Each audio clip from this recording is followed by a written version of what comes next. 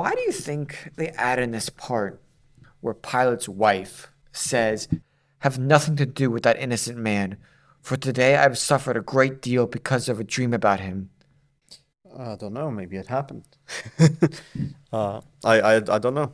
It seems like Pilate is a bit of a strange figure if we're speaking about it narratively, because this is the idea where Jesus has to go, to the depths of hell, if you want to put it that way, right? He has to go to the lowest place of human nature, which is this idea where they're taking the an innocent man and then they're trying to crucify him and mock him, right? So they're not doing it out of necessity, they're doing it out of joy, right? And that's what's happening here, where he has to go there in order to later retrieve and restore the whole human nature, right? So now that makes sense, right? That's an idea that the protagonist, right, goes into the lowest part. But the pilot, it's interesting because he says for him it's a necessity, right? It's just his duty, because his job is to obviously govern the town and protect the town, and he doesn't want a riot to break out.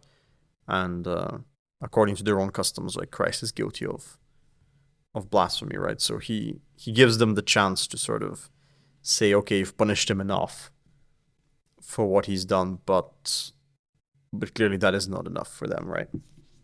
So he washes his hands off, and I think the wife part is just adding to that idea that he knows better and his wife knows better, right? That they shouldn't go through with this, but they're just the means to do it, right? They're not really the instigators of it. But it is so interesting because, all right, you have the Romans, right? The Roman authorities obviously are ruling over the Jews, right? It's like they've conquered this land and they're ruling over the Jews, presumably very harshly, right? Mm-hmm. So, to most Jews, at the time, the Romans are the enemies, right? The Romans are the ones who are, keeping them under occupation. They're posing all these strict rules, making them pay high taxes, right? The Romans are the enemies.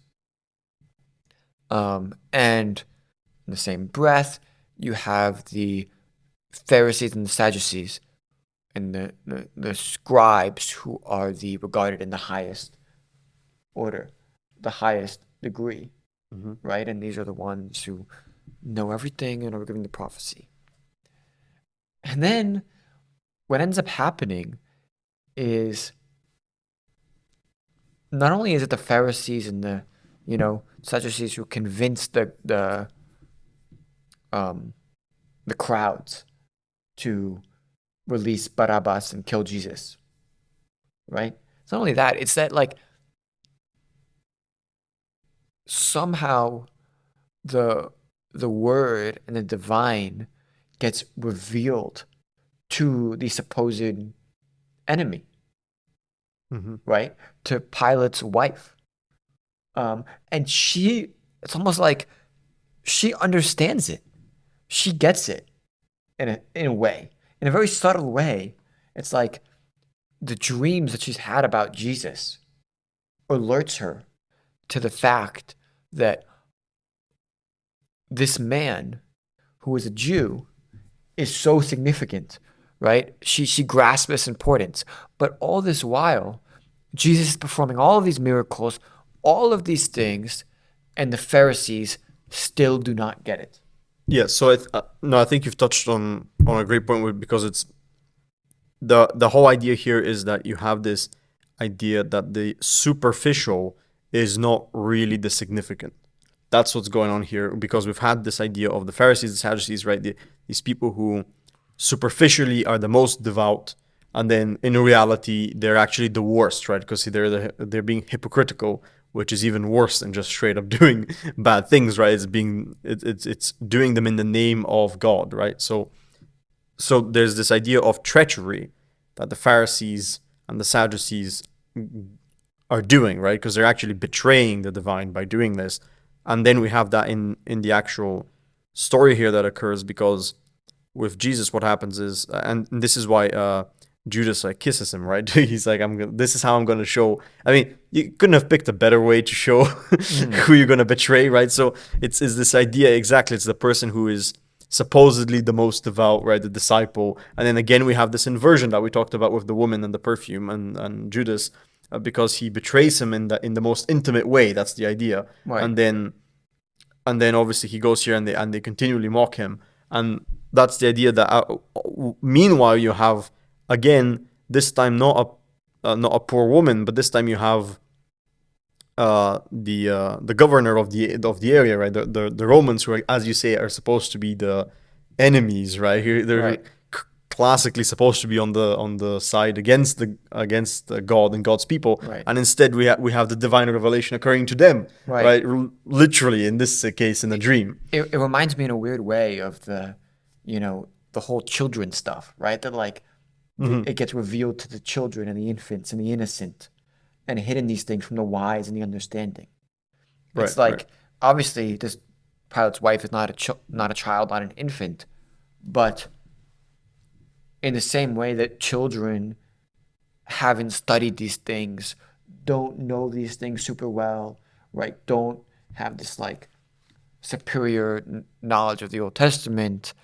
Um, Pilate's wife is coming into the kind of Judeo-Christian from to the equivalent of a child's perspective. Yeah, I would say what's happening here is that he's revivifying the tradition from which this was established, but he's revivifying it because people have become complacent, basically, and Yeah. they're no longer living it as an actual reality that occurs in the world. Instead, for them, it's more like I don't know, like a historical fact of the matter, where it's you have all these. It's stunted, basically. Their spiritual growth is stunted, where they're not actually progressing in any way. And that's why it's weird, because when he comes along, he says, "You're misunderstanding it. The priorities are different." And yeah, and you see that in the actual story, where there's all these subversions, where like the things are supposed to be one way, but then actually it turns out they're not. They're like the opposite, right? It Yeah. turns out that the betrayer is with the disciples, and it turns out that the person who's trying to save Jesus is not a disciple. It's the governor, right? Right. So it's like, why is Pilate trying to save Jesus? Like, where's Peter in this? Like, where's Judas? Well, we know where they are, right? Right. So that's why it's interesting that occurs, and the way it occurs. Yeah. All right.